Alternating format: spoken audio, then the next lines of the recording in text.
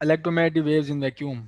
तो electromagnetic waves जो अब इस चैप्टर में हम ग्रेजुअली पहले वेव्स को देखेंगे, वैक्यूम में देखेंगे, फिर कंडक्टर में देखेंगे, फिर उसकी भी उसमें और किसी अगर सरफेस पे इंसिडेंट करती हैं, वो नॉर्मल इंसिडेंट करते हैं, ऑब्लिक इंसिडेंट करते हैं, तो इस चीज़ को हम डील करेंगे। नहीं, पहले जो एक सिंपल केस है कि इलेक्ट्रोमैग्नेटिक वेव्स जो वैक्यूम में, वो देख लें, जिसमें दोनों हमारे पास इलेक्ट्रिक फील्ड की और मैग्नेटिक फील्ड की जो इक्वेशन है उनमें सिमिट्री दिखाई देती है। तो मैक्सवेल इक्वेशन है कि जब वहाँ पे हमारे पास फ्री स्पेस हो, फ्री स्पेस का मतलब है कोई वहाँ पे चार्ज डिस्ट्रीब्यूशन नहीं है और कोई करंट वहाँ पे मौजूद नहीं है, तो रो भी जीरो, हमारे पास जे भी जीरो। तो रो जीरो होने की वजह से ये हमारे पास इक्वेशन आ जाएगी, ये ऑलरेडी यहाँ पे जीरो था। और जे जीरो होने की वजह से यहाँ पे हमारे पास जो अम्पेयर्स लॉ वाली टर्म थी वो जाती रहेगी और मैक्सवेल टर्म हमारे पास यहाँ पे आ जाएगी, ये फ्रॉडेंस लॉ है, इस पे कोई फर्क नहीं पड़ेगा। तो ये अब हमारे पास मैक्सवेल इक्वेशन है इन फ्री स्पेस या फिर आपके हैं वैक्यूम में। अच्छा, अब मकसद हमारा ये है कि इनसे मैंने ड्राइव करनी है वेव इक्वेशन, ठीक है। और वेव इक्वेशन करने के लिए हमें पहले इनको डीप कपल करना होगा कि वेव इक्वेशन की दोनों तरफ हमारे पास सेम फंक्शन होता है। वहाँ पे अगर यहाँ पे इलेक्ट्रिक फील्ड है लेफ्ट हैंड साइड पे, तो राइट हैंड साइड पे भी हमारे पास इलेक्ट्रिक फील्ड होगी।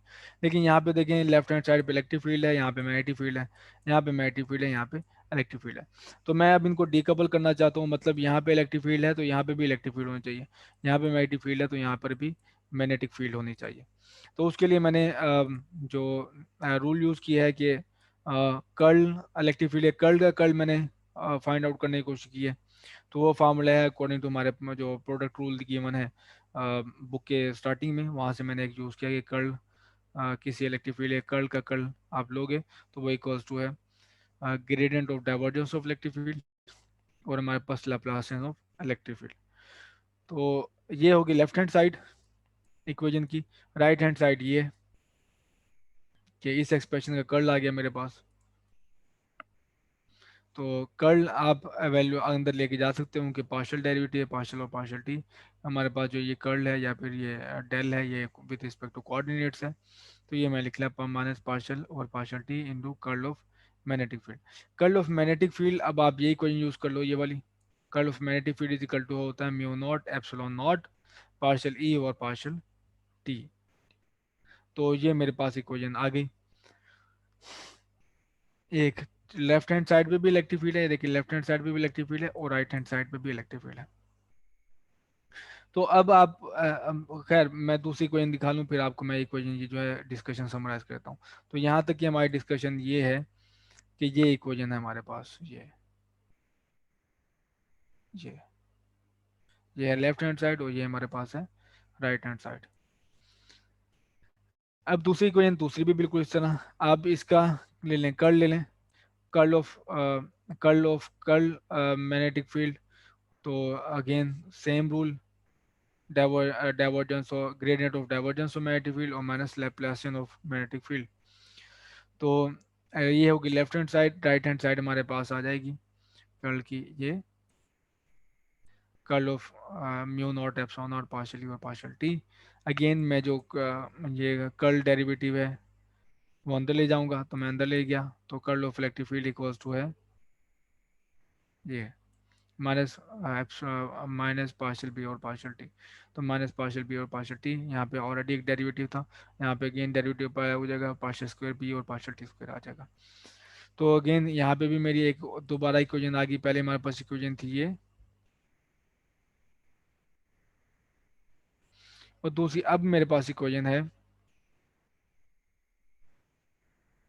ये ये रही इक्वेशन, ठीक है।